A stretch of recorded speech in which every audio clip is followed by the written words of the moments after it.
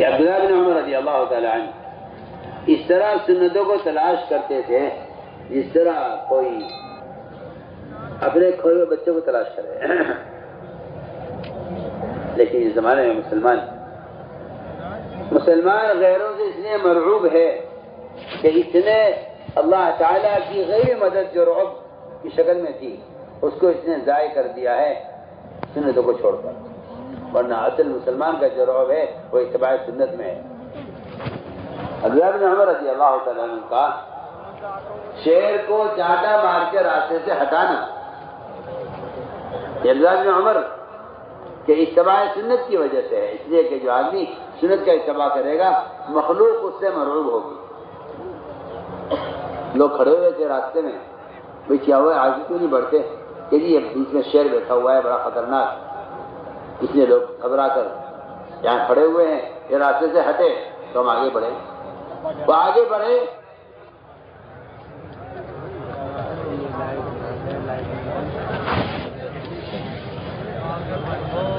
ان کو ہٹایا راستے سے. یہ جو واقعات ہیں لوگ یہ کہتے ہیں بھائی وہ تو ان کا ایمان تھا، ہمارا ایمان تو ایسا ہے نہیں. ہاں ہمارا ایمان تو ایسا ہے نہیں، وہ تو ان کا ایمان تھا. حالانکہ بات ایسے یہ ہے کہ جو آدمی اپنی ذات سے متبع سنت ہوتا ہے اللہ تعالیٰ اتباع سنت کی وجہ سے اس کے مخلوق کو اس سے مرعوب کر دیتے ہیں، مخلوق کو اس سے مرعوب کر دیتے ہیں. عمر رضی اللہ تعالیٰ عنہ اتنا ہی متبع سنت ہے، اتنا متبع سنت ہے عمر رضی اللہ تعالیٰ عنہ. فارس کے بادشاہ نے ایک نصرانی کو بڑی رشوت پیش کی اور رشوت پیش کر کے یہ کہا کہ تو کسی طرح عمر کو قتل کر دے، اس لیے کہ جب تک عمر زمین پر ہے میری بادشاہت کو خطرہ ہے. بتائیے کہاں عمر رضی اللہ تعالیٰ عنہ مدینہ منورہ میں اور کہاں فارس؟ جی ہاں مہینے کی مسافت. اس لیے کہ بالکل واضح بات ہے کہ ایک مہینے کی مسافت سے آپ نے فرمایا کہ اللہ نے میری مدد کی ہے رعب کے ذریعے، ایک مہینے کی مسافت تک میرا رعب ہے. تو عمر رضی اللہ تعالیٰ عنہ کا بھی رعب ایک مہینے کی مسافت تک کہ فارس کے بادشاہ نے ایک نصرانی کو تیار کیا کہ تو عمر کو قتل کر. وہ وہاں سے خنجر تیار کر کے آیا عمر رضی اللہ تعالیٰ کے قتل کے ارادے سے. آگے دیکھا عمر رضی اللہ تعالیٰ عنہ کو کہ نہ کوئی سیکورٹی ہے، نہ کوئی حفاظت کا انتظام ہے، نہ کوئی محافظ ہے. کام میں لگے رہتے ہیں لوگوں کے اور کہیں بھی لیٹ کر سو جاتے ہیں. ایک درخت تھا بہت گھنا درخت، اس کے نیچے اس کے سائے میں عمر آگے لیٹ جایا کرتے زمین پر. ہمیں امید ہے اس نصرانی نے دیکھا کہ یہ موقع اچھا ہے اور میں نعوذ باللہ انہیں قتل کر دوں. وہاں سے خنجر ہاتھ میں لے کر اس نے جب دیکھا عمر کے نیند سو گئے تو وہ اترنا شروع ہوا خنجر لے کر. ابھی وہ اتنا کے ارادہ ہی کر رہا تھا کہ اچانک ایک شیر آئے اور بڑا خطرناک شیر.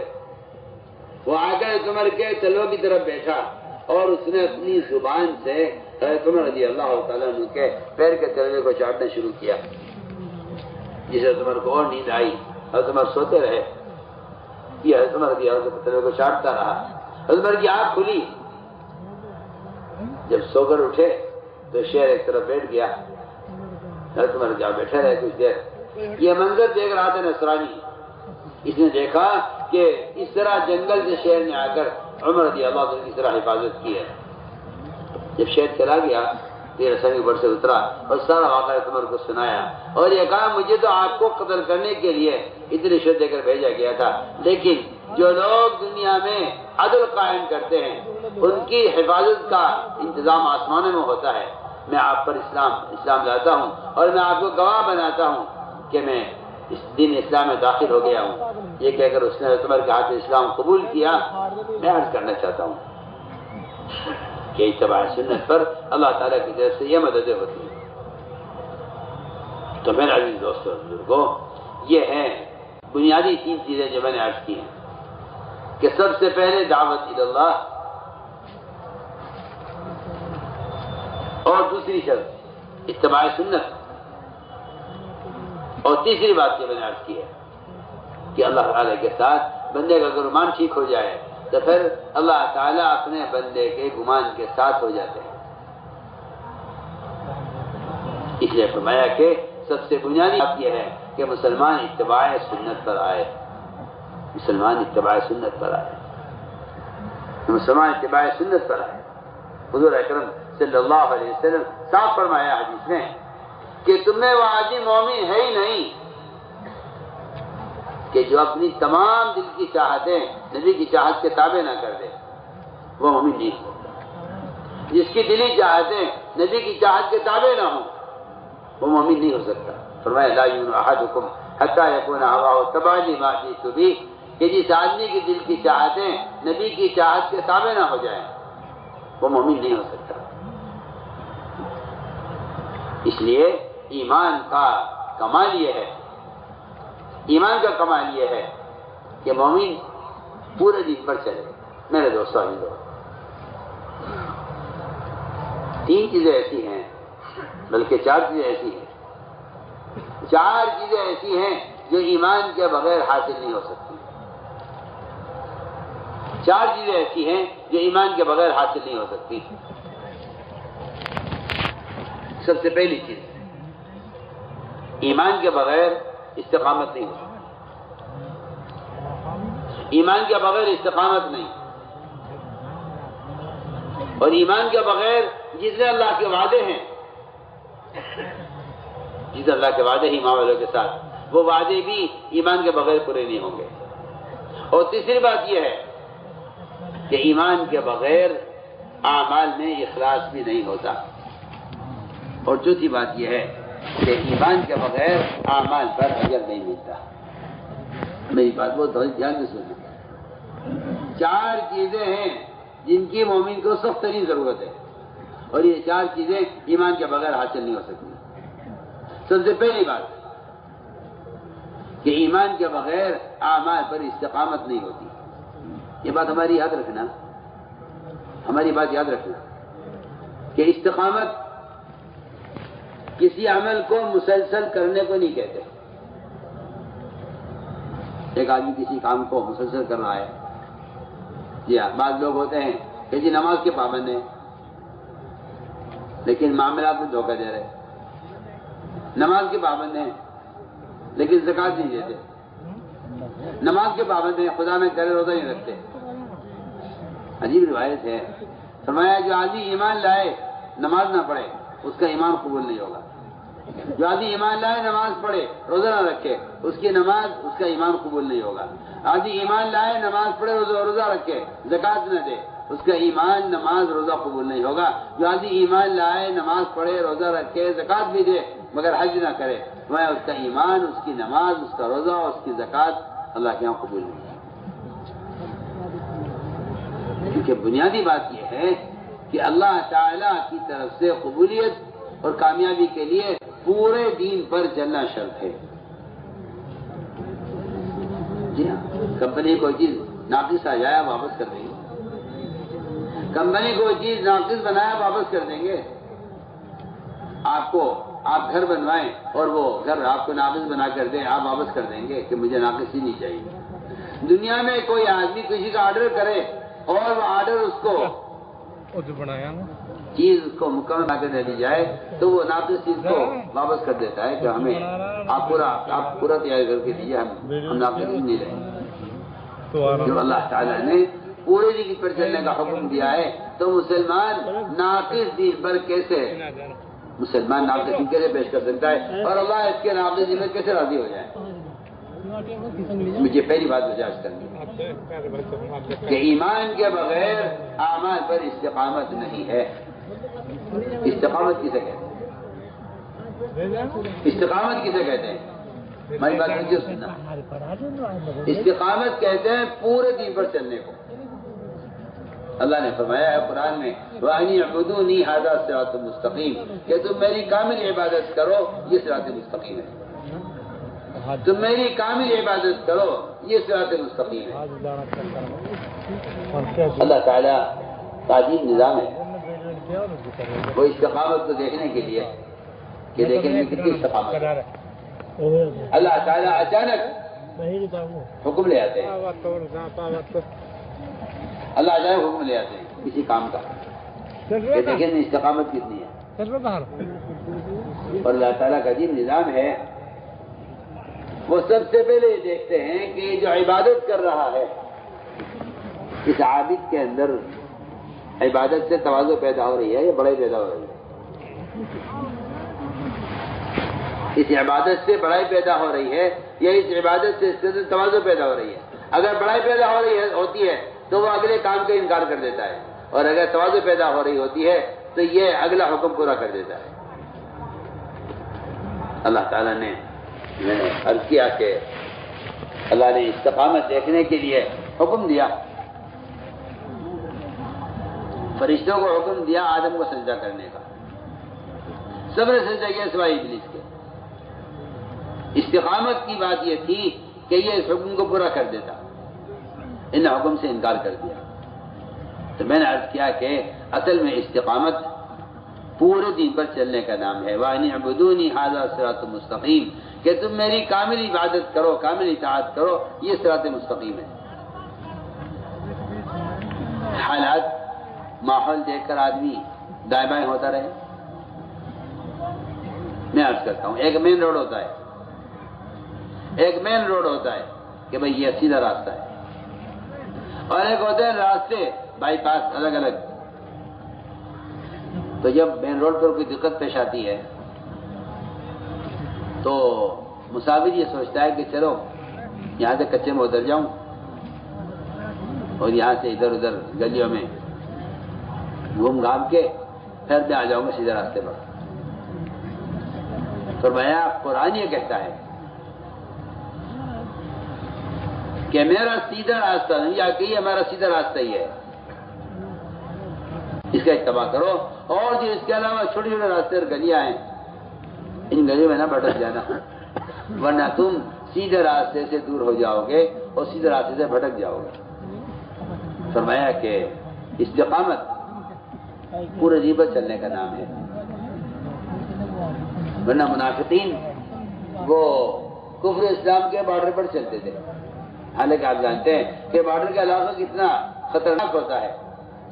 بارڈر کا علاقہ کتنا خطرناک ہوتا ہے، کیونکہ آدمی اگر بارڈر کے علاقے میں چل رہا ہوتا ہے اور اچانک اس کا پیر پڑ جائے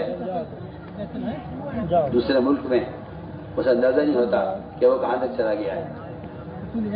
تو آپ کو معلوم ہونا چاہیے کہ ایسے لوگوں کو قید کر لیا جاتا ہے، جیلیں ہو جاتی ہیں، کئی سال گزر جاتے ہیں ان کو جیلوں میں، ان کو چھوڑتے نہیں ہیں. وہ کہتے ہیں آپ ہماری حد میں داخل ہو گئے.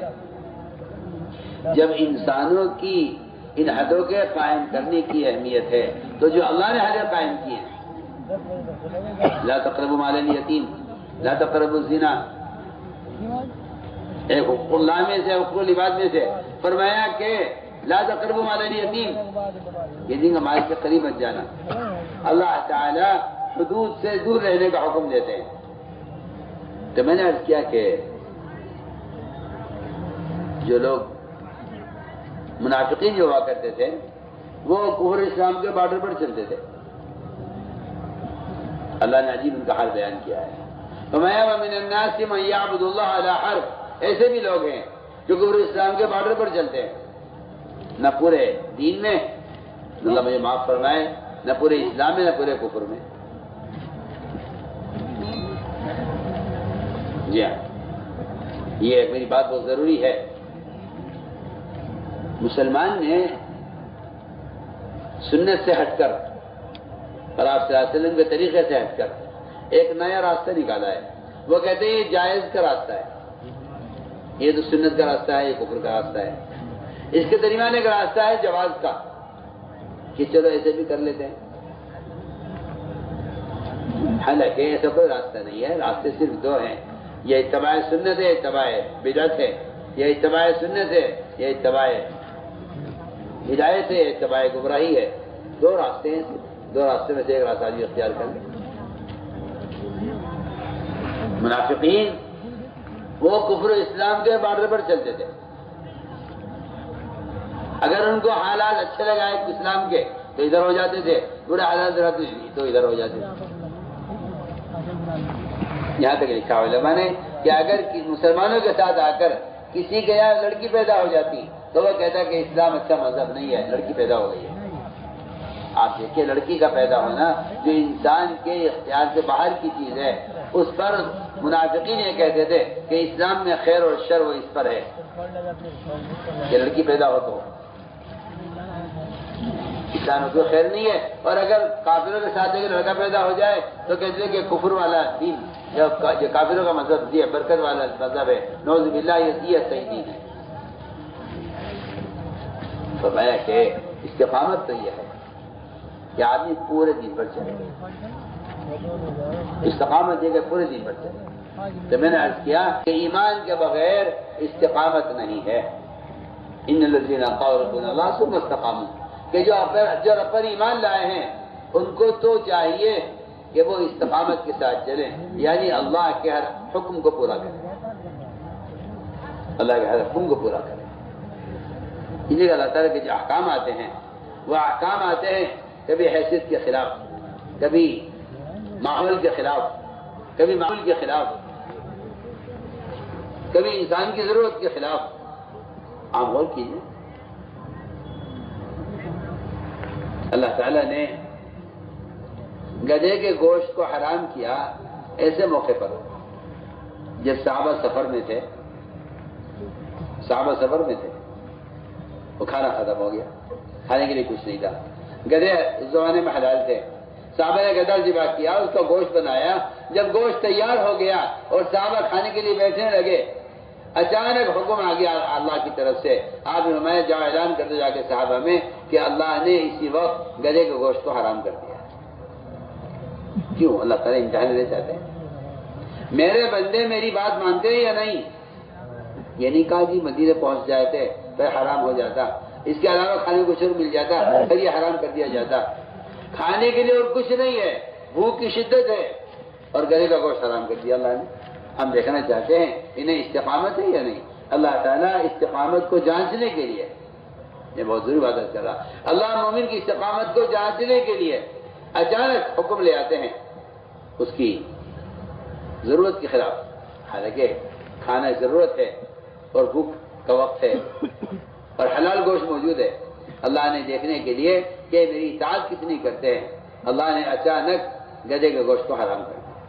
صحابہ نے کہا اللہ کو حکم ہے، ٹھیک ہے. اللہ تعالیٰ نے صحابہ کرام کے کیسے کیسے امتحان لیے ہیں. اللہ اکبر. یہاں تو ضرورت کا مسئلہ پیش آ گیا، اس نے امتحان لے لیا. ادھر عبادت میں امتحان لیا کہ تمام صحابہ صلی اللہ علیہ وسلم کے ساتھ نماز پڑھتے تھے بیت المقدس کی طرف منہ کر کے. اچانک نماز میں حکم آ گیا آپ رخ پھیر لیجئے بیت اللہ کی طرف. آپ کے صحابہ فوراً گھوم گئے. اللہ نے امتحان لیا کہ دیکھیں اگر ہم ان کا رخ بدلتے ہیں نماز میں تو کیا یہ نماز ادھر ہی پڑھتے رہتے ہیں بیت المقدس کی طرف یا ان کا یہ اپنا قبلہ بدل لیتے ہیں. فوراً صحابہ گھوم گئے بیت المقدس سے بیت اللہ کی طرف. اللہ نے فرمایا میں نے یہ اس لیے کیا ہے کہ ہم دیکھنا چاہتے ہیں کون نبی کا اتباع کرتا ہے کون نہیں کرتا. میرے دوستو عزیزو، صرف اتنی بات نہیں ہے بلکہ حضور اکرم صلی اللہ علیہ وسلم نے اپنے صحابہ کا امتحان اس طرح بھی لیا ہے کہ دیکھیں ان کو اپنی ماں سے، اپنے باپ سے، اپنی بیوی سے، اپنے بھائی سے، اپنے قبیلے سے، اپنے خاندان سے، اپنے وطن سے، اپنی دکان سے کس چیز سے محبت زیادہ ہے ہمارے مقابلے میں؟ سوچیے آپ. اللہ نے حکم دیا ابراہیم علیہ السلام کو بیٹے کو ذبح کریں. انہوں نے بیٹے کو ذبح کر کے ثابت کر دیا کہ ہمیں اولاد سے محبت نہیں اللہ سے محبت ہے. ادھر ابراہیم علیہ السلام نے تو بیٹے کو ذبح کیا. حضور اکرم صلی اللہ علیہ وسلم نے مدینہ منورہ میں ایک ایسے صحابی کو پکڑا جو اپنے باپ سے اس سے زیادہ محبت کرتے تھے، اپنے باپ سے محبت کرتے تھے. سب سے زیادہ اپنے باپ کو چاہنے والے صحابی، آپ ان کو پکڑا، فرمایا یہاں آؤ، جاؤ اپنے باپ کا سر کاٹ کر لاؤ۔ یعنی سوچیے آپ، کسی بیٹے کو پکڑ کر یہ کہنا اپنے باپ کا سر کاٹ کے لاؤ، کوئی آسان بات؟ ان صحابی نے پوچھا نہیں آپ سے پلٹ کر کہ جی کیا جرم ہو گیا، اگر کیا غلطی ہو گئی، میں لے آؤں گا سر کاٹ کے، آپ کا حکم ہے، مگر آپ بتائیے دوسری کیا غلطی کیا ہو گئی؟ انہوں نے آپ سے پوچھا نہیں۔ روایت میں ہے یہ صحابی فوراً دوڑے، میں کہاں جا رہے ہیں؟ آج کیا کہ آپ کا حکم ہے، میں باپ کا سر لے کر آتا ہوں۔ یعنی میں کہتا ہوں کہ یہ کوئی خاص صحابی نہیں تھے، پوری امت ایسی بنائی گئی تھی، پوری امت کہ محمد صلی اللہ علیہ وسلم کے اشاروں پر جان دینے والے، آپ کے اشاروں پر آپ کے دشمنوں کی جان لینے والے آپ نے ایسے تیار کیے تھے۔ یہ صحابی دوڑے فوراً، کہا جا رہا ہے کہ آپ کا سر لے کر آتا ہوں باپ کا، اور میں ہم تو تمہارا امتحان لے رہے تھے کہ تمہیں ہم سے محبت زیادہ ہے، باپ سے زیادہ ہے۔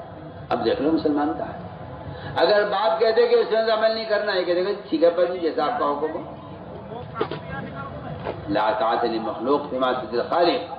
اگر ساری دنیا تم سے کہے یہ سنت چھوڑ دو، تم یہ کہو کہ میں آپ کے تابع نہیں ہوں، میں آپ پر ایمان نہیں لایا، میں ایمان لایا ہوں محمد صلی اللہ علیہ وسلم پر، میرے نبی، میرے ایمان، میرے مقتدی محمد صلی اللہ علیہ وسلم ہیں، آپ کو کوئی حق نہیں ہے اس کا کہ آپ مجھے سنت سے روکیں، اس لیے کہ میں آپ پر ایمان نہیں لایا، میں ایمان لایا ہوں، رسول پر ایمان لایا ہوں۔ رسول پر ایمان لانے کا مطلب ہی یہی ہے کہ آپ رسول کی اطاعت میں اس کے غیر کی بات نہ مانیں، اور اللہ پر ایمان لانے کہتے ہی اس کو ہیں کہ آپ اللہ پر ایمان لانے میں اللہ کے غیر کی بات نہ مانیں، ورنہ تو صاف کہا ہے قرآن نے کہ جس شخص نے اللہ کے حکم کے مقابلے میں اس کے غیر کی بات مانی ہے، اس نے اللہ کے غیر کا رب بنا لیا ہے۔ بالکل صاف قرآن کی آیت کا ترجمہ ہے۔ آپ نے صاحب عدی بن حاتم سے، عدی اگر تم نے اپنے علماء مشائخ کی بات کو سنا اللہ تعالیٰ کے حکم کے خلاف، تو تم نے اپنے علماء اور مشائخ کو اللہ کے مقابلے میں رب بنا لیا ہے۔ یہ آپ نے عدی بن حاتم نے صاف فرمایا، اسی کو اللہ قرآن بیان کیا ہے، اتخذوا احبارهم ورهبانهم اربابا من دون اللہ۔ تو میں نے عرض کیا کہ اللہ تعالیٰ امتحان لیتے ہیں اس طرح کہ دیکھیں یہ ہماری بات کہاں تک مانتے ہیں۔ اس لیے حضور اکرم صلی اللہ علیہ وسلم نے صحابہ کا امتحان لیا ہے، اور بڑے سخت امتحان ہوئے ہیں صحابہ کی استقامت کے۔ میں پہلی بات کہہ رہا ہوں کہ ایمان کے بغیر استقامت نہیں ہے، ایمان کے بغیر استقامت نہیں ہے۔ اس استقامت کا جو اللہ نے امتحان لیا صحابی کے، اللہ اکبر، آپ غور کریں۔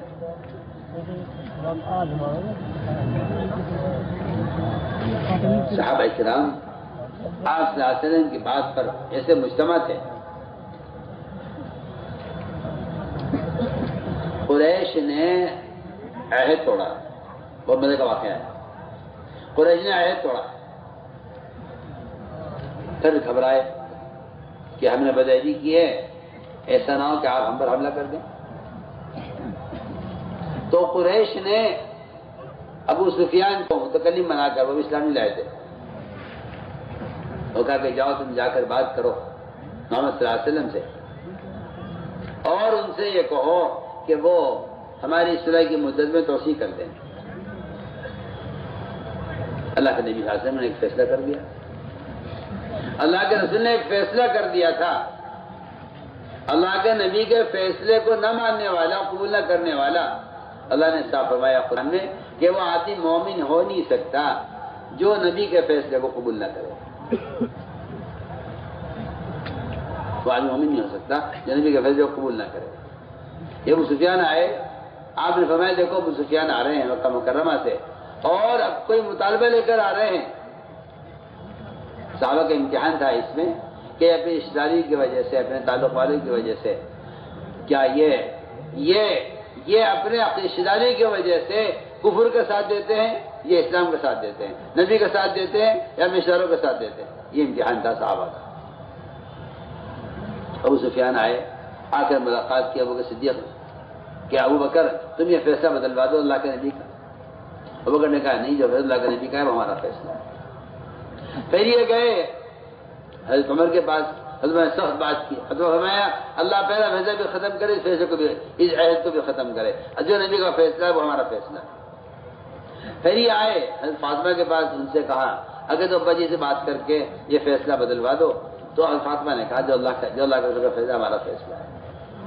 یہ آئے اپنی بیٹی کے پاس، ام حبیبہ کے پاس، اس سے آ کر کہا کہ تم یہ فیصلہ بدلوا دو۔ انہوں نے بڑی سخت بات کی، حالانکہ بیٹی تھی، باپ کی جان خطرے میں ہے، باپ کا سارا خاندان خطرے میں ہے، لیکن ام حبیبہ نے کہا کہ نہیں، فیصلہ اللہ کے رسول کا ہے، یہ فیصلہ ان کا، فیصلہ ہمارا ہے۔ یہ کیا آخر اس کی کیا وجہ تھی؟ سارے ایمان والوں سے کا امتحان لینا تھا کہ تم اسلام کے ساتھ ہو یا کفر کے ساتھ ہو، نبی کے ساتھ ہو یا نبی کے دشمنوں کے ساتھ ہو۔ صاف بات ہے، میں تو آپ سے کھل کے کہہ رہا ہوں، یہ امتحان تھا صحابہ کا کہ دیکھیں ان میں سے کس کے دل میں اپنے خاندان کی، اپنے قبیلے کی اور اپنے رشتہ داروں کی اور اپنے جن سے تجاری تعلقات ہیں، یہ ان سے محبت کرتے ہیں، نبی سے محبت کرتے ہیں۔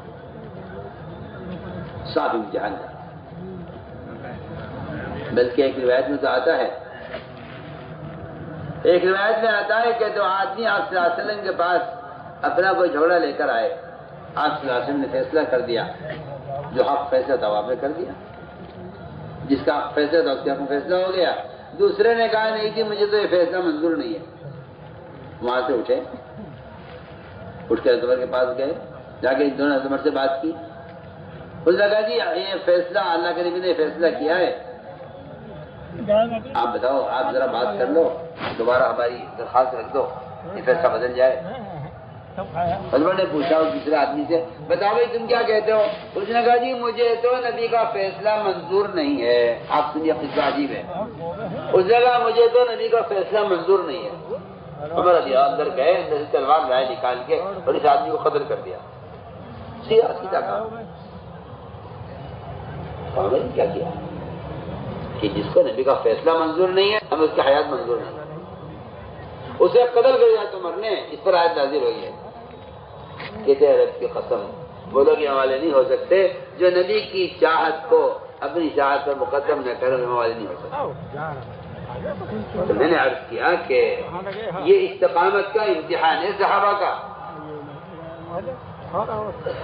پورا قبیلہ بنو قریظہ وہ چڑھ کر آیا آپ صلی اللہ علیہ وسلم کے مقابلے پر، ان کے سردار سعد، فرمایا آپ نے کہ سعد جو فیصلہ کرے ہمیں منظور ہے۔ سعد نے فیصلہ کیا ان کی لڑکیوں کو تقسیم کر دیا جائے، ان کی عورتوں کو تقسیم کر دیا جائے مسلمانوں میں، ان کے ہتھیاروں کو تقسیم کر دیا جائے مسلمانوں میں، ان کے مال کو غنیمت بنایا جائے، اور ان کے جو لڑنے والے ہیں، جو فساد چاہتے ہیں، جو جنگ چاہتے ہیں، لڑائی چاہتے ہیں، انہیں قتل کر دیا جائے۔ فرمایا سعد نے کہ میں تو اپنی قوم کے ساتھ نہیں دوں گا، میں تو اللہ کے رسول کے ساتھ دوں گا۔ دیکھیے اللہ اکبر، کوئی صحابی ایسے نہیں ہے جن کی وفات پر عرش ہل گیا ہو۔ حضرت سعد کی وفات پر عرش ہل گیا،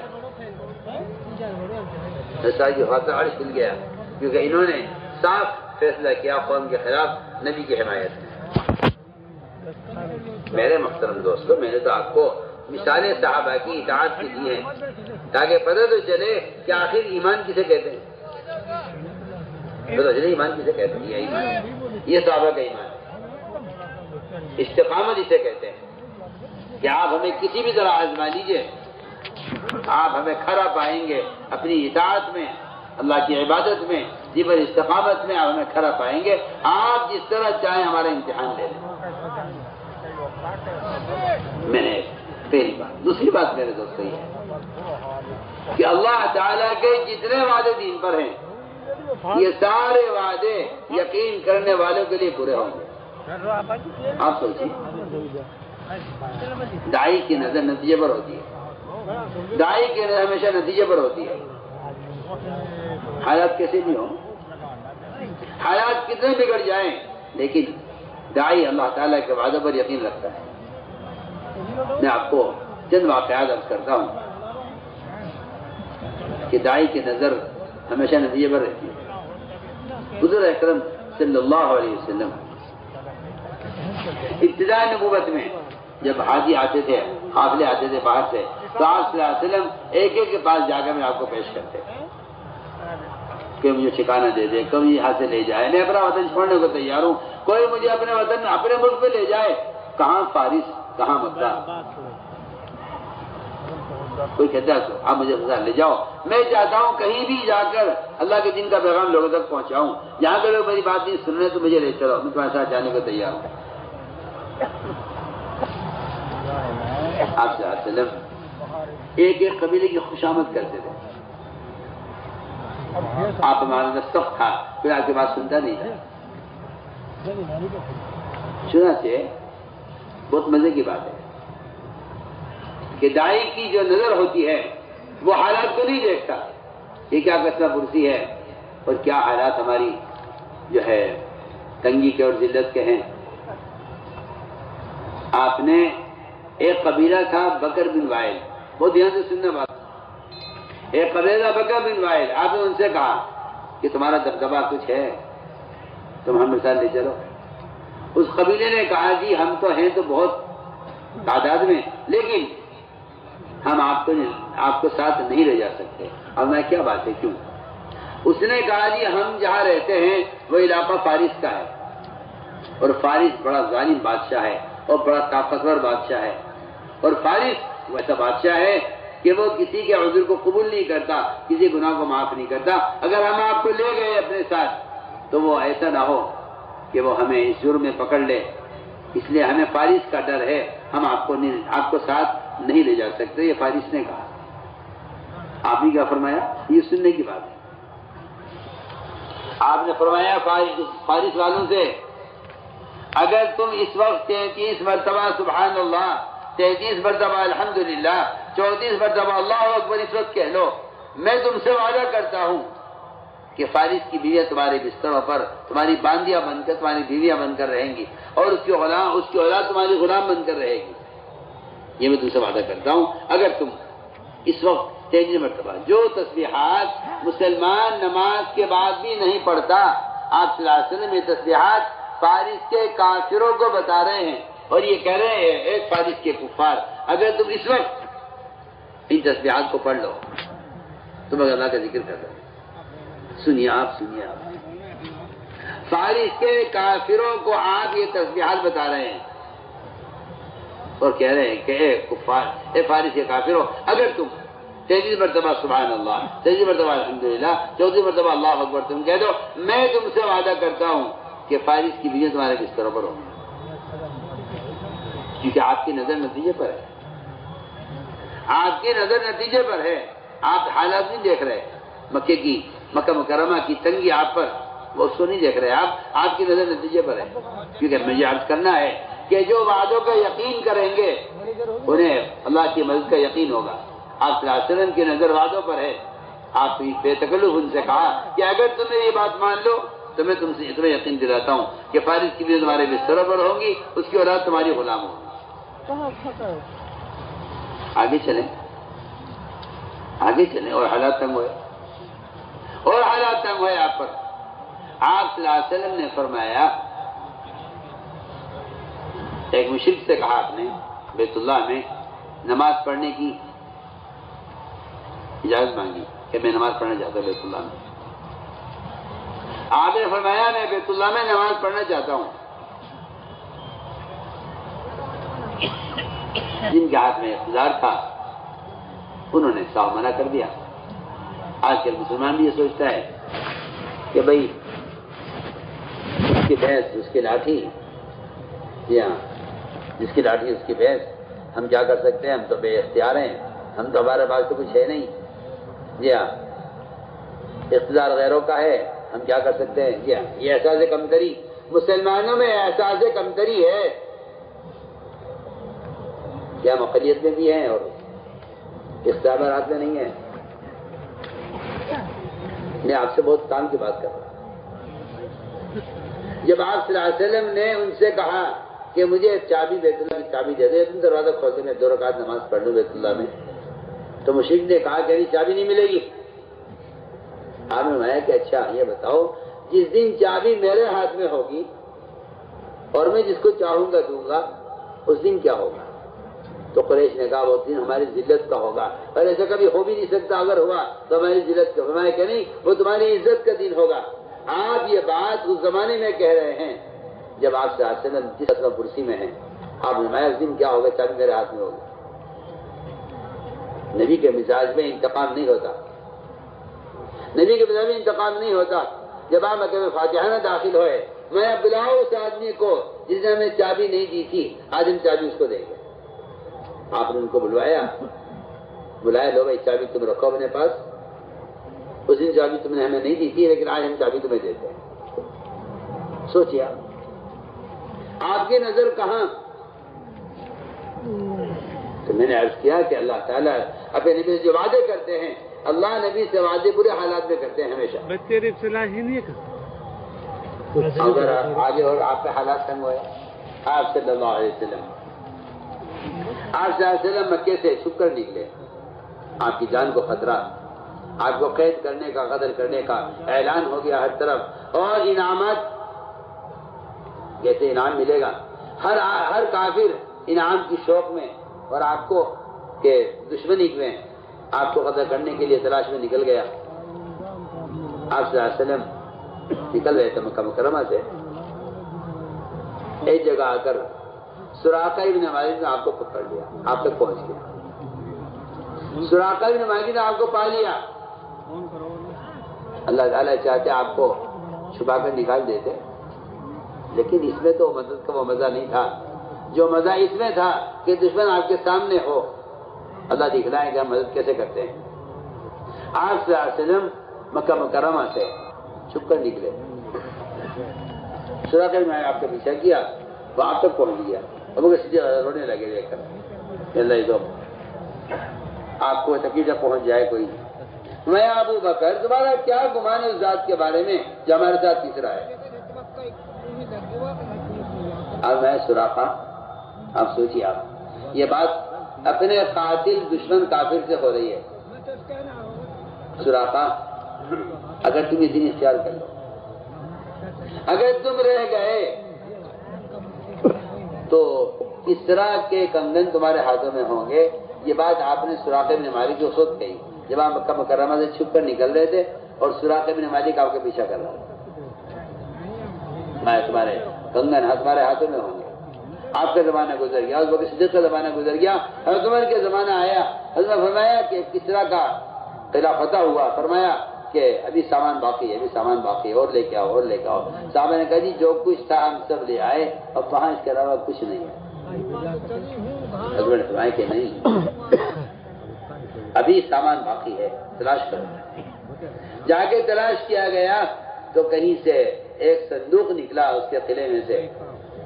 اس صندوق حضرت عمر نے کھولا، اس میں سے کھول کر حضرت عمر نے سونے کے کنگن نکالے جو کسی نے ہاتھوں میں پہنا کرتا تھا، اور وہ کنگن پھینکے حضرت سراقہ بن مالک کی طرف کہ سراقہ اس دن جب تم محمد صلی اللہ علیہ وسلم کو مکے سے نکلتے ہوئے قتل کرنا چاہتے تھے، اس دن لا کر میں نے آپ سے وعدہ کیا تھا، وعدہ آج پورا ہو جائے۔ سوچیے سوچیے، اپنے قاتل کافر سے آپ مکے سے چھپ کر نکلتے ہوئے وعدہ کر رہے ہیں۔ وہ وعدہ آپ کے زمانے میں پورا نہیں ہوا، وہ اس کے زمانے میں پورا نہیں ہوا۔ حضرت عمر کے زمانے میں اس طرح کا یہ فتح علاقہ قلعہ فتح ہوا، فرمایا کہ دیکھو یہ لو سراقہ، یہ کنگن ڈالو اپنے ہاتھ میں تاکہ آپ ساتھ کی بات آج پوری ہو جائے۔ میں یہ واقعات کوئی آپ کو خامخواہ نہیں سنا رہا، میں یہ کہنا چاہتا ہوں کہ مسلمانوں کے درمیان ان واقعات کے تذکرے کیونکہ ختم ہو چکے ہیں، یہ ان واقعات کو گزری تاریخ سمجھتے ہیں، حالانکہ یہ واقعات قیامت تک امت کو مدد کے ضابطے بتانے کے لیے کہ اگر مومن اللہ کے ساتھ اپنا گمان ٹھیک رکھے اللہ کے ساتھ اور اللہ کے وعدوں پر یقین رکھے تو اللہ تعالیٰ آج بھی مسلمان کے لیے ان وعدوں کو اس طرح پورا کریں گے جسے نبی کے زمانے میں پورا کیا ہے۔ سوچیے سارے وعدے برے حالات میں آگے چلیے۔ حدیبیہ آپ ہجرت کر لی آپ نے، پھر آپ صلی اللہ علیہ وسلم صحابہ کو لے کر عمرے کے لیے آئے، صحابہ مشرکین نے آپ کو عمرے سے روک دیا، عمرہ نہیں کرنے دیں گے، آپ واپس جائیں گے۔ ابھی وہاں سے ہٹے نہیں کہ اللہ تعالیٰ نے سورہ فتح نازل فرما دی اور صاف فرمایا اللہ تعالیٰ نے اِنَّا فَتَحْنَا لَكَ فَتْحًا مُبِينًا کے لیے ہم نے آپ کو کھلا. حالانکہ فتحی کوئی چیز نہیں ہے یہاں فتحی کوئی چیز نظر نہیں آ رہی ہے. صحابہ کو اور آپ صلی اللہ علیہ وسلم کو واپس کیا جا رہا ہے. نبی کی نظر ہوتی ہے نتیجے پر. آپ نے فرمایا جو آج مجھ سے مطالبہ کریں گے میں پورا کروں گا کیونکہ آپ کی نظر نتیجے پر ہے. ایک اس موقع پر سہیل آئے, سہیل بن عمرو, اور کہے جو آپ رسول لکھا ہے نا اس پہ, اسے رسول کہا جائے, آپ کو رسول نہیں مانتے. آپ کا نام کٹوایا اس میں سے سہیل بن عمرو نے, مشرک نے. حضرت فرماتے رضی اللہ تعالیٰ عنہ کہ اس سہیل نے اتنے بری حرکت اللہ کے نبی کے ساتھ کی تھی کہ میں نے فیصلہ کر لیا تھا کہ مجھے جب بھی سہیل پر قابو مل گیا میں اس کے سامنے کے دانت توڑ دوں گا تاکہ یہ کبھی صاف نہ بول سکے. یہ حضرت عمر کو غصہ تھا سہیل پر کیونکہ اس نے آپ صلی اللہ علیہ وسلم کا رسول کا نام کٹوایا تھا کہ اس نے رسول کا نام کاٹیے اس میں سے. آپ صلی اللہ علیہ وسلم نے فرمایا کہ لاؤ میں کاٹ دیتا ہوں. ان کے یہ رسول مانے یا نہ مانے, ان کے ماننے سے کیا ہوتا ہے؟ رسول تو رسول ہے, یہ نہیں مانتے تو ان کا نقصان ہے. جو رسول کو رسول نہیں مانے گا وہ جائے گا نرک میں, جو رسول کو رسول مانے گا وہ جائے گا ہمیشہ کی جنت میں اور سوگ میں. اگر یہ مانتے تو نہ ماننے کیا بات ہے؟ کسی کے ماننے سے تو محمد صلی اللہ علیہ وسلم نہیں ہے. آپ رسول کو رسول نہیں مانتے تو نہ مانے. منافقین اگر کہا کرتے تھے نشهد انک لرسول اللہ, اللہ نے فرمایا کہ تم کیوں گواہی دے رہے ہو کہ آپ اللہ کے رسول ہیں؟ اللہ تو خود گواہ ہے اللہ کے رسول کے رسول ہونے پر. اللہ تو خود گواہ ہے رسول کے رسول ہونے پر, تمہاری گواہی کی کیا ضرورت ہے؟ اور اللہ جانتا ہے کہ منافقین جھوٹے ہیں, یہ رسول کو کہتے ہیں کہ رسول ہیں حالانکہ پر ایمانی لازم کی بات نہیں مانتے اور کہتے ہیں کہ یہ اللہ کے رسول ہیں. تو میں نے عرض کیا کہ اس نے کہا کہ رسول کا لفظ کاٹ لیا. اب میں عمر کاٹ دو کہ اللہ ہم تو نہیں کاٹ سکتے. اللہ مجھے تو میں کاٹ دیتا ہوں. آپ کو لکھنا پڑھنا نہیں آتا تھا, اللہ نے آپ کو بتایا کہ یہاں رسول لکھا ہوا ہے, آپ نے اس کو کاٹ دیا. میں ٹھیک ہے.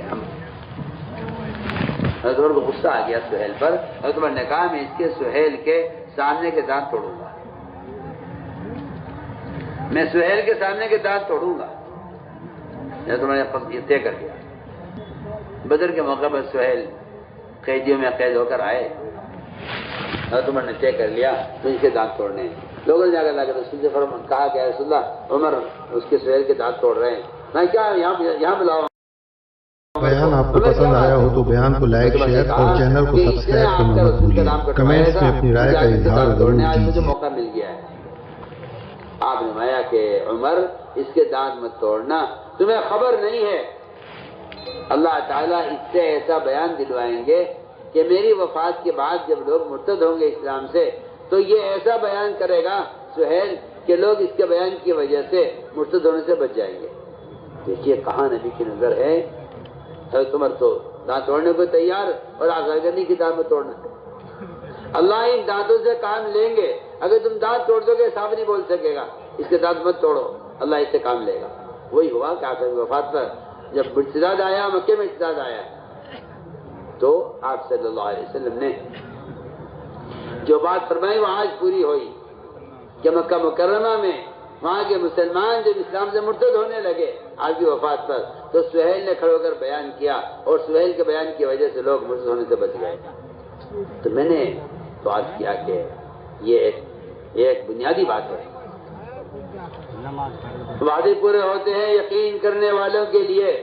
آج بھی میں خدا یہ قسم کہتا ہوں کہ اگر ان فضائل کی تعلیم بیٹھ کر فضائل سننے والے اگر وہ دن بھر سوچتے رہے کہ اللہ کا وعدہ یہ پورا ہوگا تو اللہ آج بھی وعدوں کو پورا کرنے والے. سوچیے آپ حضور اکرم صلی اللہ علیہ وسلم کی مجلس میں, آپ کی مجلس میں تعلیم ہو رہی, آپ وعدے اللہ کی طرف سے کر رہے ہیں. آپ نے فرمایا تعلیم کے دوران فرمایا کہ تم حرا کا علاقہ فتح کرو گے اور وہاں تم فاتحہ نہ داخل ہوگے تو وہاں ایک لڑکی بڑی مالدار زیورات سے لدی ہوئی, بہت شہزادی, بہت خوبصورت, اور یہ بھی فرمایا کالی اوڑھنی اوڑھے ہوئے ہوگی. اس کا نام بتا دیا آپ نے, آپ اس کا نام بتا رہے ہیں, اس کا نام شیما بنت بقیلہ ہوگا, وہ تمہیں ملے گی. نئے نئے صحابہ آگے پرانے صحابہ آگے بیٹھے ہوئے، انہیں تو کھڑا نہیں ہوا کہ نئے صحابی اسی وقت آئے ہجرت کر کے، خریم بن اوس وہ کھڑے ہوئے پیچھے سے، کھڑے ہو کر کہا کہ یا رسول اللہ یہ لڑکی آپ مجھے دے دیجیے، فرمایا یہ تمہاری ہو گئی، تم لے لو۔ جی ہاں، اس لیے کہ جو اللہ کے وعدوں کے یقین کرتے ہیں وہ اگر مگر نہیں کرتے۔ اگر مگر تو وہاں چلتی ہے جہاں وعدوں کا یقین نہیں ہوتا، اگر مل گیا اگر دیکھ لیں گے، اگر مگر ہوتا، ہمارے اگر مگر نہیں ہوتی۔ فرمایا انہوں نے عرض کیا لڑکی مجھے، فرمایا کہ یہ لڑکی تمہاری ہو گئی۔ روایت میں ہے آپ کا زمانہ گزر گیا، اس زمانے یہ وعدہ پورا نہیں ہو سکا۔ آپ کے بعد یہ صحابی ایک جماعت کے ساتھ عراق کی طرف بھیجے گئے، وہاں کا حرا کے علاقے میں پہنچے ہی تو انہیں اس زمانے سے اس وعدے کے پرانے کا ایسا انتظار تھا۔ میں آپ سے کہتا ہوں ایک آدمی رات کو سوئے، صبح سورج کے نکلنے کا جتنا اس کو انتظار ہے، اس سے زیادہ انتظار ہوتا تھا صحابہ کرام کو ان وعدوں کے پورا ہونے کا جو وعدے کیے گئے۔ جی ہاں، یہ صحابی کہنے لگے امیر صاحب یہاں میدان میں ایک لڑکی میرا انتظار کر رہی ہے، میں اس کو لے آؤں جا کے۔ سوچیا کوئی خبر آئی، کوئی میسج آیا، کوئی پیغام آیا، کسی نے آپ کو بتایا یا آپ دیکھ کر آئے؟ کچھ نہیں۔ وہاں داخل ہوتے ہی کہنے لگے کہ جی اللہ کے رسول نے اس زمانے میں مجھ سے وعدہ کیا تھا، وہ وعدہ پورا ہوگا، آج اس کا وقت آ گیا ہے، لڑکی میرا انتظار کر رہی ہے۔ روایت میں ہے فوراً وہ گئے اور سیدھے جا کے میدان میں دیکھا اکیلی وہ لڑکی اپنے سوار خچر پر سوار ان کے انتظار میں۔ میں نے پوچھا تو شیما ہے کیا؟ میں شیما ہوں، کیا جاؤ۔ اتنے زیورات سے لدی ہوئی اور شہزادی یہ اسے لے آئے۔ امیر صاحب نے کہا کہ سب کا حصہ ہے اس میں، سب کا حق ہے، مال اس لیے کہ مال غنیمت ہے۔ میں نے کہا جی نہیں، یہ تو اللہ کے نبی نے مجھے دی تھی، میں گواہ لے کر آؤ۔ وہ فوراً گئے، صحابہ بیٹھے ہوئے تھے ایک جگہ، انہی کی جماعت کے وہیں عراق کے علاقے میں حرا میں۔ انہوں نے کہا کیا بات ہے، کیا پریشانی ہے؟ میری پریشانی کی بات یہ ہے کہ امیر صاحب کہہ رہے گواہ لے کر آؤ۔ اب وہ مدینے کا قصہ اس زمانے کا، میں گواہ کہاں سے لاؤں؟ دو انصاری صاحب کھڑے ہوئے، ارے ہم گواہی دیں گے، ابھی کی تو بات ہے، تعلیم کا حلقہ ہو رہا تھا۔ جی آپ سوچیے، آپ ہمیں صبح کی تعلیم کی شام کو خبر نہیں، شام کی تعلیم کی صبح کو خبر نہیں کہ ہم نے کیا فضیلت پڑھی تھی، کون سے عمل پر کیا فضیلت تھی، ہمیں نہیں معلوم۔ اور ان صحابی کو یہ وعدہ اس زمانے سے معلوم ہے اور اس کے انتظار میں تھے، یہاں تک کہ میدان میں گئے، اللہ نے اس یقین پر وعدے کو پورا کر دیا۔ تو میں نے آپ کو ایک مثالیں پیش کی ہیں کہ وعدے پورے ہوتے ہیں یقین کرنے والوں کو۔ اگلی بات یہ ہے میرے دوستوں، حالات کسی بھی خراب ہوں، حالات سے متاثر ہیں، کیونکہ اللہ تعالیٰ نے جتنے وعدے کیے ہیں صحابہ سے برے حالات میں کیے ہیں۔ اگر وعدے اچھے حالات میں ہوتے تو منافقین بھی کہتے ہاں یہ ہو جائے گا، ہاں یہ بھی ہو جائے گا، یہ بھی ہو جائے گا۔ سارے وعدے برے حالات میں کیے گئے۔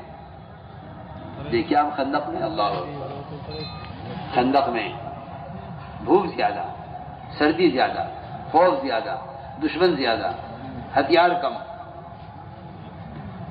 اور مزید یہ ہوا کہ وہ چٹان اڑ گئی، نہ خندق کا کام روک دیا۔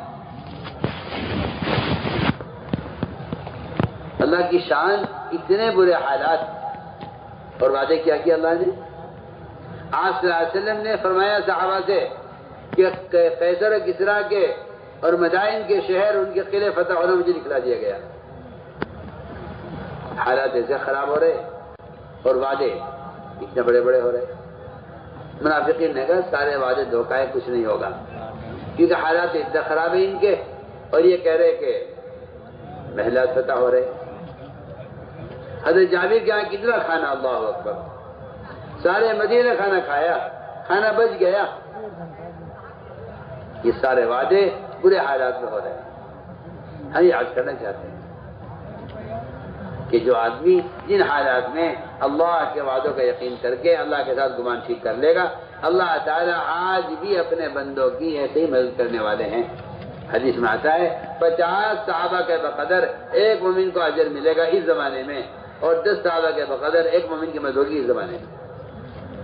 آپ نے صاف فرمایا کہ تمہارے جو لوگ تمہارے بعد آئیں گے ان میں سے ایک مومن کو جو اجر ملے گا عمل پر، وہ تم میں سے 50 کے برابر اجر ملے گا۔ بتائیے جب 50 صحابہ کے بقدر ایک مومن کو اجر ملے گا بعد والوں میں، تو پھر اللہ تعالیٰ کی طرف سے کتنے وعدے ایمان والوں کے لیے ہیں۔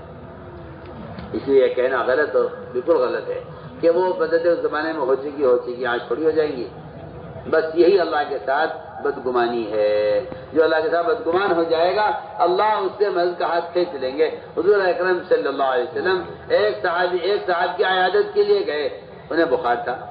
آپ نے فرمایا کہ لا باس طہور، انشاءاللہ کچھ نہیں، ٹھیک ہو جاؤ گے، اور یہ بخار تو تمہاری مغفرت کے لیے، گناہوں سے طہارت کے لیے آیا ہے، گناہوں سے پاک کرنے کے لیے تم ٹھیک ہو جاؤ گے۔ ان صاحب نے کہا نہیں جی، یہ بخار تو مجھے قبرستان پہنچا کے رہے گا۔ آپ نے فرمایا پھر تو تمہارے لیے موت ہی مناسب ہے، کیونکہ تمہارا گناہ اللہ کے ساتھ بگڑا ہوا ہے تو موت ہی مناسب ہے۔ تو میں نے اس سے عرض کیا کہ اصل بات یہ ہے کہ بندے کو چاہیے کہ اللہ کے ساتھ میں گمان ٹھیک رکھے۔ تیسری بات یہ ہے میرے دوستوں عزیزوں کہ ایمان کے بغیر دلوں میں اخلاص بھی نہیں ہوتا۔ اخلاص کسے کہتے ہیں؟ اخلاص ہی استقامت ہے۔ جن میں اخلاص نہیں ہوتا وہ میدان چھوڑ دیتے ہیں۔ فرمایا کہ ریاکار لوگوں کی تعریف سے خوش ہوتا ہے اور تنقید سے ناراض ہو جاتا ہے۔ تو فرمایا کہ مخلصین وہ ہوتے ہیں کہ جو کوئی کام بھی کرتے ہیں اسے اللہ کے لیے کرتے ہیں۔ اللہ کے لیے کرنے کا مطلب یہ نہیں ہوتا صرف کہ میں نیت اللہ کو راضی کرنے کی ہے۔ اللہ کے لیے کرنے کا مطلب یہ ہوتا ہے کہ اگر اللہ کے لیے کسی کام کے کرنے میں خاندان، قبیلہ، قوم، برادری کوئی مقابلے پر آ جائے اور ہمیں روکے اس سے، تو ہم اس کی بات نہیں سنیں گے اور ہم حق کا ساتھ دیں گے۔ فرمایا کہ اپنوں کے خلاف حق کا ساتھ دینا اخلاص ہے، صرف نیت ٹھیک ہو جانا اخلاص نہیں۔ حیات الصحابہ میں ایک واقعہ نقل کیا ہے، وہ بہت مزے کا قصہ ہے، پرانے کے نئے کسی کو سننے کا ہے۔ آج کے لوگ کہتے ہیں نا کہ جی ہم تو فلاں کے ساتھ ہیں، ہم تو فلاں کے ساتھ ہیں۔ بات تو آپ کی ٹھیک ہے بالکل، لیکن ہم نہیں کر سکتے کیونکہ ہماری برادری ناراض ہو جائے گی اور ہمارے خاندان والے ناراض ہو جائیں گے اور ہمارے دوست ناراض ہو جائیں گے، ہمارے متعلق تعلق والے ناراض ہو جائیں گے۔ بات آپ کی بالکل ٹھیک ہے لیکن ہم کر نہیں سکتے، اس لیے کہ ہمارے متعلقین اس بات سے مطمئن نہیں ہیں۔ میں آپ کو اس کا قصہ سنانا چاہتا ہوں۔ اخلاص کے باب میں حضرت صحابہ میں ایک واقعہ نقل کیا ہے۔ ایک آدمی تھا، قزمان اس کا نام تھا۔ اللہ کا سے فرمایا کہ آدمی جہنمی ہے۔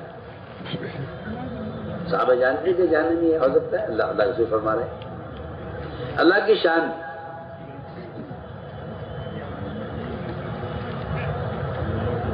زمانہ آیا، ایک موقع آیا احد کا۔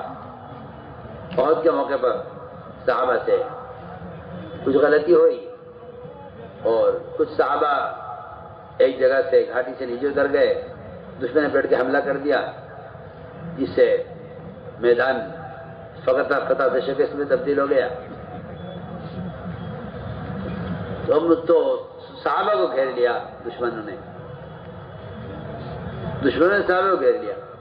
تو اچانک یہ آدمی قزمان، جس کے بارے میں تھا کہ جہنمی ہے، یہ اچانک آیا میدان میں اور اس نے آ کر مقابلہ کیا دشمنوں کا اور انصار کی مدد کی۔ انصار کہنے لگے دیکھو تو صحیح، اس کے بارے میں تو کہا تھا جہنمی ہے، یہ تو جنت جاوی معلوم ہوتا ہے، ہماری مدد کر رہا ہے اور مسلمانوں کا ساتھ دے رہا ہے اور دشمنوں سے مقابلہ کر رہا ہے۔ روایت میں 7-8 مشرک نے قتل کر دیا۔ صحابہ کہتے ہیں ہمارے دل میں یہ جو ہے فتنہ پیدا ہو گیا، نعوذ باللہ، کہ اللہ کے رسول نے غلط کہہ دیا تھا کہ آدمی جہنمی ہے، یہ تو جنتی معلوم ہوتا ہے۔ چنانچہ اس کی کوشش پر فتح ہو گئی۔ صحابہ کو خیال آیا کہ چلو اس کے گھر چلتے ہیں اور اس کو جا کر اس کا شکریہ ادا کریں گے اور اس کو خوشخبری سنائیں گے فتح کی۔ صحابہ اس کے گھر گئے، جا کر اس سے کہا قزمان تم نے کمال کر دیے اور تمہارا بہت بہت شکریہ، اور ہم سے بشارت دینے آئے ہیں تمہاری اس کوشش پر۔ قزمان نے کہا مجھے کہیں کہ بشارت سنا رہے ہو؟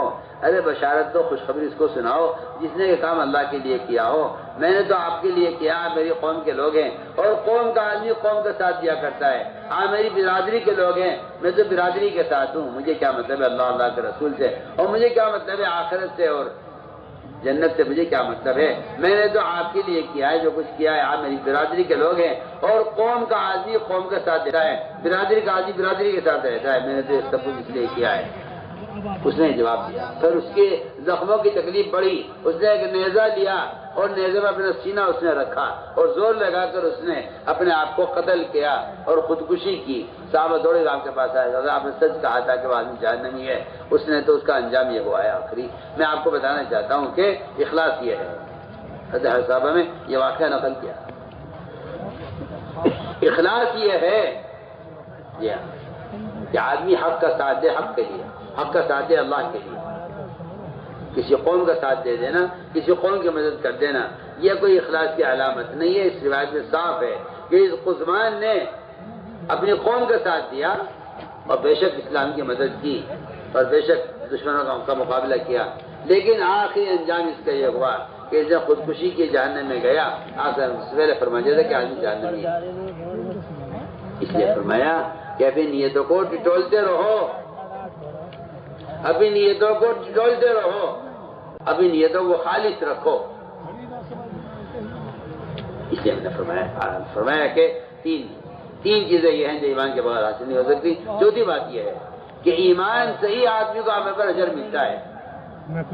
یہ اتنا اغیار و کفار ہیں، اگر وہ دنیا میں کوئی خیر کا کام کر لیتے ہیں، کسی کو راحت پہنچانے کا، کسی کا قرضہ ادا کرا دیں، کسی کا علاج کرا دیں، کسی کو سردی میں کمبل اڑا دیں، اللہ تعالیٰ کافر کو اس کے نیک اعمال کا اور کافر کو اس کی سخاوت کا اور کافر کو لوگوں کے کام آنے کا بدلہ اللہ دنیا میں دے کر نمٹائیں گے۔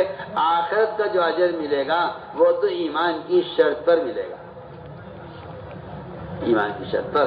آخرت میں کوئی اجر نہیں ملے گا کسی کو جب تک وہ ایمان نہ لائے۔ اسے میں نے عرض کیا کہ چار چیزیں ایمان کے بغیر حاصل نہیں ہو سکتی، اور یہ بات بھی اٹل ہے، خدا کی قسم، یہ بات یہ اپنی جگہ اٹل ہے بالکل کہ ایمان دعوت کے بغیر کامل نہیں ہوتا، حاصل نہیں ہوتا۔ ایمان کے حاصل کرنے کا ذریعہ بھی دعوت ہے، ایمان کے حاصل کرنے کا ذریعہ بھی دعوت ہے، ایمان کے حاصل کرنے کا ذریعہ بھی دعوت ہے، اور ایمان کے تکمیل کا ذریعہ بھی دعوت ہے۔ اس لیے اس دعوت کا سب سے بنیادی مقصد اپنے ایمان میں کمال پیدا کرنا ہے، کیونکہ جو کچھ عرض کیا گیا ہے یہ ساری ایمان کی علامتیں ہیں۔ مومن میں تقویٰ آئے، مومن میں زہد آئے، مومن میں اللہ کا خوف پیدا ہو، یہ ساری چیزیں ایمان سے متعلق ہیں۔ اس لیے فرمایا کہ ایمانی علامتیں پیدا کرو۔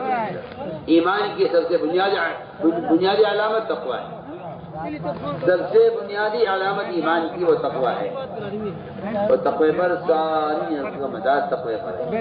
میں تقویٰ میرا حسنات کہ تقوی کے بغیر کوئی نیکی نہ کامل ہوتی ہے نہ قبول ہوتی ہے۔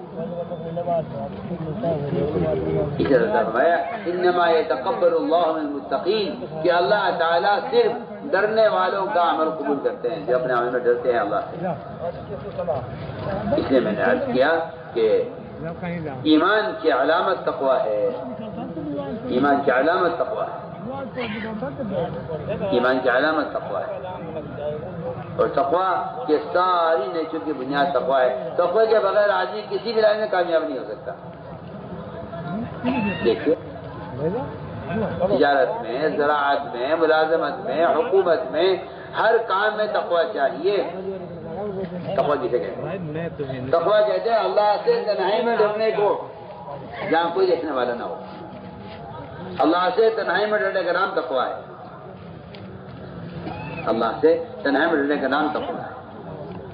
یہ اللہ تعالیٰ نے سارے وعدے کیے ہیں وہ ایمان پر کیے ہیں، تقوی پر کیے ہیں، اور تقوی ہی واحد ایک صفت ہے کہ جس کے ذریعے مسلمان ہر طرح کی تنگی سے، ہر طرح کے جو ہے خطرے سے بچ سکتا ہے وہ صرف تقوی ہے، مومن کو بچا لیتا ہے۔ اس لیے میرے دوستوں عزیزوں، اللہ تعالیٰ نے کامیابی کے لیے جو ضابطے طے کیے ہیں اکثر وہ چیزیں ہیں جو اللہ کے سامنے پیش کی جاتی ہیں، کیونکہ اللہ کا یہ وعدہ ہے کہ جو آدمی تقوی اختیار کرے گا ہم اس کے نکلنے کا راستہ بنائیں گے۔